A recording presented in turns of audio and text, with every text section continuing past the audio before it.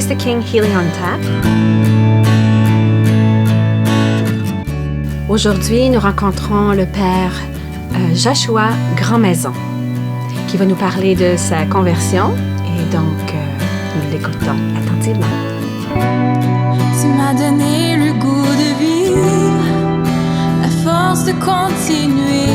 Je sais que maintenant je suis libre, je veux le raconter. Bonjour, je m'appelle Père Joshua Grandmaison. Je suis ici pour partager mon témoignage de comment le Seigneur il a transformé ma vie puis il m'a appelé à la prêtrise. C'est une vraie joie d'être capable de partager à cause que ça me rappelle que le Seigneur il est vivant puis le Seigneur il change des vies. Il a changé ma vie. J'ai grandi dans une famille bien catholique. J'ai 5 frères et 3 sœurs. Mes parents nous apportaient à l'église chaque dimanche. On priait constamment avant nos mets en famille et on priait aussi le chapelet de temps en temps. Mais parmi toutes ces bonnes choses qui se passaient, mon cœur n'était pas en consolation. Je ne connaissais pas le Seigneur personnellement. Je connaissais que Jésus était Dieu dans ma tête, puis j'étais convaincu de ce fait. Mais en high school, j'ai commencé à faire les choses que mes parents m'ont dit de ne pas faire. Me tiendre avec les gens qui vivaient pas leur foi, ils ne savaient pas le Seigneur du tout. Puis on fumait de la marijuana, on allait aux parties, j'abusais de l'alcool constamment. Puis j'étais au collège, à la cité collégiale. Après un semestre, j'ai arrêté ça à cause que j'étais tellement perdu. Je ne savais pas ce que je voulais faire dans ma vie, mais j'étais en train de faillir tous mes cours. Puis dans l'été de 2007, j'ai arrivé dans mon 4e accident d'auto. Puis, ce temps-là, j'ai enveloppé mon char autour d'un arbre. L'auto était à perte totale. Puis, mais ma santé était intacte. J'avais juste un bleu sur ma jambe. Puis, être catholique, j'avais un chapelet sur le miroir de ma vitrine. Puis, à ce moment-là, j'ai regardé au crucifix. Puis, j'ai senti le Seigneur me dire, « Joshua, combien plus de souffrance qu'il faut que tu aies avant que tu viennes à moi? » Puis, je ne savais pas ce que ça voulait dire, ça, mais je savais que le Seigneur m'appelait. Puis, je savais que je voulais que je change ma vie. Alors, à ce moment-là, j'ai mis le chapelet autour de mon cou.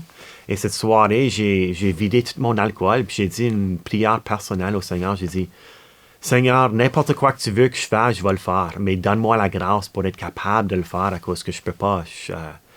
Seul, je suis complètement perdu, puis je suis misérable. Je veux changer ma vie, aide-moi. » Puis j'ai parlé à ma mère, puis ma mère, elle a parlé au prêtre, au curé de la petite paroisse, puis il me suggérait d'aller à Madonna House, une communauté religieuse. Puis j'étais là pour une semaine. Puis quand j'étais là, j'ai grandi en communauté, j'ai rencontré la bonté du Seigneur. Mais d'une façon extraordinaire quand j'étais à confession.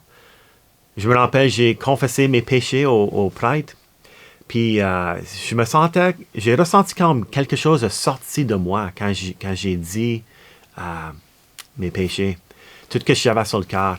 Puis quand le prêtre il a prié sur moi, puis il m'a donné l'absolution, à ce moment-là, j'ai su que le Seigneur enlève les péchés du monde comme qu'on attend à la messe. J'ai ressenti ça dans mon cœur. Je savais que Dieu est tout-puissant, qu'il m'aime, puis il veut des bonnes choses pour moi. Puis à ce moment-là, je dis, « Wow! C'est à cause d'un prêtre que je suis capable de ressentir la bonté du Seigneur puis recevoir son pardon. » Je dis, « Je veux être un prêtre. Je veux que tout le monde connaisse la bonté du Seigneur. » Puis je ne savais pas vraiment qu'est-ce que ça voulait dire être prêtre. Je ne savais même pas ma foi catholique complète. Alors, j'ai continué d'essayer de faire la prochaine bonne chose, faire le bon pas. Le Seigneur, il m'a vraiment aidé à mettre des personnes sur mon chemin. J'ai failli misérablement une couple de fois, mais le Seigneur, puis sa miséricorde m'appelait toujours, puis il me consolait. Puis j'ai discerné une vie religieuse avec Madonna House pour une couple de mois. Mais quand j'étais là, un des hommes dans la communauté me suggérait d'aller à une école biblique pour connaître ma foi, être formé dans ma foi catholique. Puis j'étais là à St. Therese School of Faith and Mission à Bruno, Saskatchewan, pour 2 ans. Puis quand j'étais là, c'est quand j'ai rencontré les Compagnons de la Croix. Ils sont hôtesses en mission. Puis j'ai juste grandi dans la spiritualité des Compagnons de la Croix à cause qu'à Sainte-Thérèse, c'était à la spiritualité des Compagnons et de Madonna House. Alors, je me sentais vraiment comme à la maison. Je me sentais vraiment à l'aise. Puis quand j'ai retourné ici à Ottawa, je m'ai impliqué dans ma paroisse. J'ai fait toutes sortes de choses. Mais quand j'étais à St. Mary's, qui est la maison principale, l'église principale des Compagnons de la Croix, sur le dimanche de la miséricorde divine. Je me rappelle, j'étais là, puis j'étais rempli de consolation. J'ai commencé à pleurer, puis c'était une pleur de joie de connaître le Seigneur. Puis je savais qu'il m'appelait à être compagnon, mais c'était tout un processus, puis ouais, c'est quand même un processus, même si j'étais ordonné cet été, c'est un processus quotidien de répondre à l'appel du Seigneur, de servir comme prêtre. Alors, si tu es un jeune homme puis tu discernes, est-ce que le Seigneur est en train de m'appeler à la prêtrise, je t'encourage de prier puis de parler au curé, parler aux prêtres ou aux gens qui vivent leur foi. Puis si t'es pas un jeune homme, puis tu sais déjà ta vocation, je vous encourage de persévérer, de continuer à servir le Seigneur parce qu'il est tellement bon, puis il est miséricordieux, puis il veut que sa miséricorde soit connue autour du monde. Alors, continuez de faire l'évangélisation, puis de vivre votre foi. Je sais que sans toi je suis vide. Rien ne peut me combler ces illusions de mon mari. Merci, Père Joshua, pour ton ouverture de cœur et ce témoignage touchant. Vraiment, c'est beau ce que le Seigneur peut faire.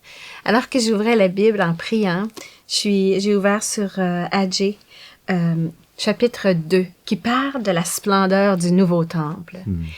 Et pour moi, c'est comme ça, le Seigneur me dit vraiment, et ça vient confirmer comment est-ce que le Seigneur t'a transformé, comment est-ce qu'il t'aime, qu'il est venu te réchapper, il t'a fait sortir d'Égypte, et toutes ses promesses sont présentes avec toi.